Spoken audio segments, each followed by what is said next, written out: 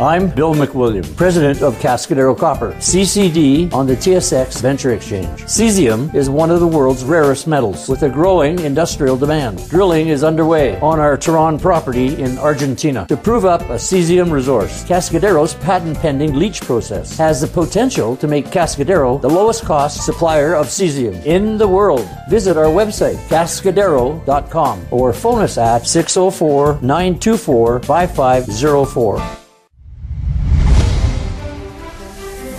Welcome to the Goddard Report. Comments made on the Goddard Report and TalkDigitalNetwork.com are an expression of opinion only. Here is Jim Goddard. My guest is Sharon Noble, director of the BC Coalition to Stop Smart Meters. Welcome back to the show, Sharon. Thank you, and happy Easter. You beat me to it. We'll go out and hunt some eggs. Sharon, we've found out what the real cost of reading analog meters is. Can you maybe break this down for us? Yes, one of the members of the coalition was speaking to a meter reader who was coming by to read his gas meter. And the reading had been subcontracted out to another company a few years ago. And he asked the meter reader what he's being paid to read a meter. And he says 34 cents a meter in urban areas, $1.30 a meter in rural areas. And he has to provide his own transportation. But 34 cents a meter. And that's per reading. That's not per month. Compare that to what we are paying, those of us who still have our legacy meters. We're paying $64.80 per reading. Outrageous, don't you think? What do they charge in other jurisdictions to do that? For the legacy meters in the States, many places don't charge anything. Quite a few places charge $5, some charge $10. We're the highest. We're charged the highest in North America. Has the government ever justified the high cost? Not to us. They had to justify it supposedly to the BC Utilities Commission, but we've never seen it. I've asked for it, and I've also asked for the financial reports, because these fees started to be paid by us since December of 2013. At that time, there were 250,000 people who were refusing to have smart meters, or 250,000 homes. They quickly dropped because many people couldn't afford or just wouldn't pay $32.40 a month. So it dropped down, but probably on average we never got below about 20,000. Check 20,000. They've received over $24 million in extorted fees over these years. And I haven't seen any sort of accounting, no financial reports at all, even though I've asked. Is there any thought about suing to get that money back if you compare the real cost? How do we find the real cost? We've been told that Hydro told them what it was going to cost, and they agreed. The BC Utilities Commission agreed that they could charge us $32.40 a month with no explanation. There are 50,000 smart meters that aren't working for one reason or another, that are being manually read. I suspect that we're paying for those people's meters to be read. Part of the thing that we had been told was, of course they have to read the meter, which is frankly, it's already in our rates. That cost of paying for the meter is already in our meter reading is already in our rates. But also, then they said, well, we have to buy a new computer to be able to put the reading in. No, they don't. They always had that little computer that they put the reading in. There's nothing new with that. Then they said, well, they have to have new billing processes. What new billing processes? We've been having the analog billing reading put on the computers or whatever and bills sent out for years. Nothing that we were told makes sense. I believe that we have been cheated. I believe that we've been extorted. And I would like very much to get an accounting. I would like to know where these millions and millions and millions of dollars are going. But it's not in the Hydro financial reports that I've seen. We'll have more with Sharon Noble right after the break. Sorry, Jim. I'm having trouble with my allergies are just driving me crazy. I got the same thing going on. It's a terrible time of year. Yeah. Yeah, I knew spring was here when one day I'm going like, my throat's all clogged up and, Oh, yeah. yeah. I've got a thing of water here I'm trying to chug down, but oh man, I got a tickle in my throat and it wouldn't go away. I'm sorry about that. That's okay. Like I said, I got the same thing going on. Gem International is a new diamond explorer in the richest diamond producing country in Africa, located next to the fourth largest producing diamond mine in the world. International Spotlight is on an 1109 carat diamond recently discovered in Africa by a fellow Canadian junior with a proven operator and finance team. Gem International trades on the TSX Venture Exchange, symbol GI. Visit us at gemdiamondmining.com. I'm Douglas Mason, President and CEO of Rainy Mountain Royalty Corp., RMO on the TSX Venture Exchange. Rainy Mountain's Brunswick property is located in the Rideout Shear Zone in Ontario. With grab samples running as high as 32 grams per ton gold, a drill program will commence this spring to test the numerous targets located by recent groundwork. For more information, visit our website, rmroyalty.com. Welcome back. We're chatting with Sharon Noble. Sharon, a question we'd like to ask our listeners. Are you addicted to your cell phone? It's possible, isn't it? It sure is. In fact, many people have made that as a statement, thinking that they're kids who walk around with their noses on their iPhones or whatever it is, wherever they are. You go out at restaurants, you go through the park, everywhere. Nobody's talking to each other. They're tweeting and whatever. There was a program, though, that kind of confirms this. It was on 60 Minutes last week. I don't know if you saw it. And it was called Hacking Your Brain. And there was a fellow from Silicon Valley who worked for the industry. And he said, this isn't an accidental thing. The industry knows that people get hooked on things that give them feedback. They know that when people look at their cell phones every 2 minutes, that they're getting an adrenaline rush. They compared it to gambling. And they said they're making all these apps, they're making all these features that appeal to people, especially teenagers. And they said that they've done tests that show when teenagers, or, well, really anybody, has that phone taken away, anxiety levels increase. They become very, very anxious. And this is even when they're sleeping. Kids wake up in the middle of the night to check their cell phones. Of course, that's dangerous for many reasons. First, they desperately need their sleep. But cell phones shouldn't be anywhere near you. They shouldn't even be on at night because of the radiation. And this is constant stimulation. This is something that the industry knows, and they are appealing to this sort of adrenaline rush that everybody loves to get. Whether you have a message there or not, you get a thrill looking, just waiting for it to come. This is deliberate, and I think that people need to know that especially children are vulnerable to this, and they should be limiting their time and limiting their access to all of these things. Well, you want to limit it for two reasons, don't you? You don't want them to get addicted, and you don't want their brains to get fried. Oh, man. And that's for sure. And that leads to another thing I wanted to talk about. There's a recent study that has come out saying that glioblastomas, which are the deadliest type of brain cancer, are now the cause of more cancer deaths than even leukemia in children. Leukemia used to be a very, very, was the highest cause of death, and more children died of leukemia than any other cancer. But now, for various reasons, leukemia is being controlled better and that there's more medicine and whatever. But the number of children with cell phone addiction resulting in brain cancer is increasing, and really there's not much of a cure. When people are diagnosed with glioblastomas, the life expectancy is very short, and the statistics I saw was a 5-year life expectancy is in 25% of the people. So it's not a happy thing to get, and it's highly preventable. I mean, I don't know about you, Jim, but I've heard, in newspaper articles and whatever, of so many children with brain cancer. And no statistics are available. I've gone to the Cancer Society. I've gone to the brain tumor societies.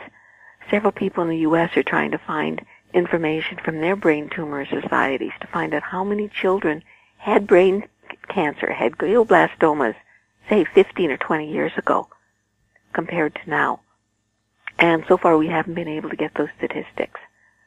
But neurologists, for instance, Dr. Charlie Tao, I think that's how his name is pronounced, down in Australia, has reported that the number of children, and he's including teenagers into that, anyone up to, I think it was up to 18, he says it's just increasing dramatically. Where he used to see 1 or 2 a month new patients, he's now seeing up to 8. That's a pretty big increase. And he's doing an awful lot of surgeries. And this can be prevented. Get your children away from the cell phones and away from the iPads. If they have to use them, if you just can't pull them away, make them have a way where they're nowhere near their body. Get them to use speaker phones. Don't even hold them, because there are people who have cancer of the hand. Don't put them near their chest, because studies have shown that you can get schwannomas of the heart. No part of our body is immune to this radiation. The head is the one we're hearing most about, because most people at one point or another put the cell phone at their head. And this is the worst possible place for various reasons. But especially young children. We're seeing ads for babies, sitting with their cell phones and playing with them. Parents are using them as educational tools. This is not good. Children under 18, their bodies are still developing. Their metabolism is higher. Their brains and bones are thinner and more easily permeable by the radiation.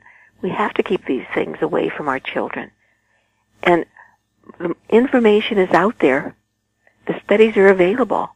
They're just not being made available to people. And one of the most astounding things, and I think it's shameful, if you go onto the Health Canada website, or if you go onto Perry Kendall's website, who is our provincial health officer, and look for cell phones or Wi-Fi, you will see misstatements where they say there's no evidence of harm. Or they'll say things like, there are far more studies showing that it's safe.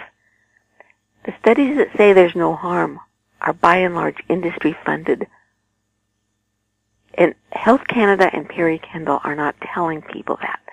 When parents care enough, are worried enough to go out and seek information, they should be given correct information so that they can make wise decisions for their children.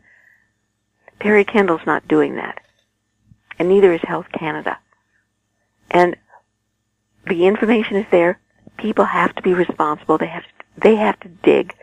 Don't believe everything that they read. They have to go out and really look for stuff. It's there if you look hard enough. Well, Sharon, you're also saying there's a new study that says it can't even be, little children or teenagers getting harmed from cell phones. It's happening to the fetus. Oh, the fetus is the most vulnerable. And so many times, because the pregnant woman hasn't been told, she doesn't have the information or she wouldn't do it. No, but you see them sitting with the iPad or a laptop on their stomach. Or you see them with a cell phone in a pocket or on their breast. The babies are the most vulnerable, and they're encased in water, which is the most efficient conductor possible. And studies have been coming out, one recent one, that showed that there appears to be a direct correlation between pregnant women using cell phones and children with behavior problems after, as they're growing up. Now, this was an important study. We've seen quite a few studies like this, reporting behavioral problems, suspected links to autism, to hyperactivity and things like this. This was a study done in Europe, and it was over quite a large number of people and quite a long period of time. So it's one of the more credible ones that we have.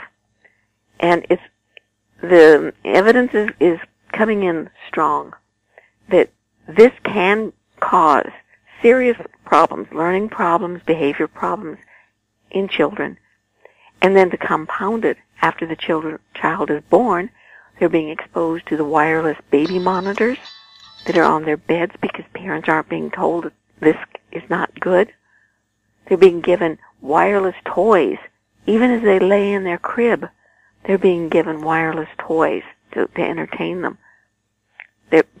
Parents are being sold a bill of goods telling them that their children will be smarter. They'll advance in their education by the time they're 3 or 4. My gosh, they could speak 3 languages. This is nuts. Read to them. Don't give them a wireless device to keep them busy or to help them become more educated. We have to be aware this radiation is not something that is natural. This is man-made, it's pulsing, and it's getting through our children's bodies even before they're born. We'll have more with Sharon Noble right after the break. Aben Resources Limited is a gold exploration company with significant projects in British Columbia, Saskatchewan, and the Yukon. Trading on the TSX Venture Exchange, symbol ABN, and the pink symbol ABN-AF. Surrounded by world-class gold deposits and mines, Aben's 23,000 hectares Forest Kerr Gold Project is located in the heart of the Golden Triangle in northwestern BC. For more information, visit us at abenresources.com. In Goddard we trust. Welcome back. We're speaking with Sharon Noble. Sharon, there was recent testimony at the Arizona Public Utility Commission. What did that testimony say? This was by Dr. Sam Milham, who's a very well-respected doctor and epidemiologist. And he was speaking before the Public Utilities Commission as they were looking into smart meters. And he concluded that the smart meters are a public health hazard. They should not be allowed. He gave pages and pages of testimony, and he said that there are several reasons for these, that we should get rid of the smart meters. Of course, we all know I've talked at length about the microwave radiation, the pulses, the very strong pulses that are being emitted, thousands and thousands a day, all night. And these are things that our bodies just can't handle. And it doesn't matter that the power level is low. This is what the utilities will tell you. They're fine. The power level's low. You're not getting a whole lot of, our bodies don't need any. Our bodies react even to very, very low levels of microwave radiation, especially when it's pulsing. And these are strong pulses. But secondly, it's dirty electricity. The smart meters have switch mode power supplies, which change the power so that it comes in AC and converts a little bit to DC to be able to feed the meter, and then it goes through the house. This is causing extremely strong dirty electricity, which is harmonics, on the home's wiring system. And the wires are acting as an antenna. And this antenna emits dirty electricity, strong electromagnetic fields, within feet, maybe 5, 6, 7 feet of the wiring that's in your walls. That's virtually impossible to get away from. You sit next to the wall. Many times the head of your bed is against a wall. You can't get away from these things. And this dirty electricity has just as much capability of doing harm as microwave radiation has. Many people who are sensitive react very, very strongly to this dirty electricity. And the smart meters are causing this. We have a lot of other things that are causing dirty electricity. Anything with a transformer, for instance, many lights, your dimmer switches, things like that. But the smart meter, it has a very, very strong capacity to put it onto the home wiring. And in addition to there's this, Dr. Milham described the way it rides on the wires. And in his opinion, it rides on the wires in a way that's more dangerous than many of the other devices in our homes do. We should eliminate anything that's a transformer of light or dimmer switches and things like that, because they do cause dirty electricity. They do increase the electromagnetic fields. But the smart meters are there all the time. They're there whether, you can't turn it off, whether you're sleeping, whatever. They're there. And we have to be aware of the fact that these things are extremely dangerous. And more people are coming out and saying not only are these bad for health and fires and security, there are so many things there that are bad, and the costs. We just can't get away from it. We have to figure out how to get rid of the smart meters, and this is something I hope people will take to their politicians during this election season. What are they going to do to help get rid of these smart meters? So far, unfortunately, most of the politicians are I think all of the politicians are silent on the issue. We need to push them. This is something they can't ignore. We have to make it to the point where they realize whether people are concerned about their health, whether they're concerned about their safety, whether they're concerned about their security, their privacy, or their pocketbook. We've got to push the politicians to get these things recalled. Sharon, thank you so much for chatting with us. Is there any website a person can go to find out more about smart meters and their dangers? They can certainly go to our website, which is www.stopsmartmetersbc.com. And on that website, we have as much information as we can possibly have, and we have all sorts of studies. We have letters from people. We have reports. And I hope that people will take advantage of it. And if they've got any questions, they can email me at dsnoble@shaw.ca. Sharon, have a good long weekend. Thank you so much, Jim, and I hope you do too. My guest has been Sharon Noble, Director of the BC Coalition to Stop Smart Meters. You're listening to the Goddard Report on TalkDigitalNetwork.com. Find us on Twitter at TalkDigitalNet. Our popular YouTube channel is Talk Digital Network. Questions for the show or our guests can be emailed to info@howstreet.com. I'm Jim Goddard. Have a great long weekend. Comments made on the Goddard Report and TalkDigitalNetwork.com are an expression of opinion only. The Goddard Report is available online and mobile at TalkDigitalNetwork.com. The Goddard Report is a production of How Street Media Incorporated.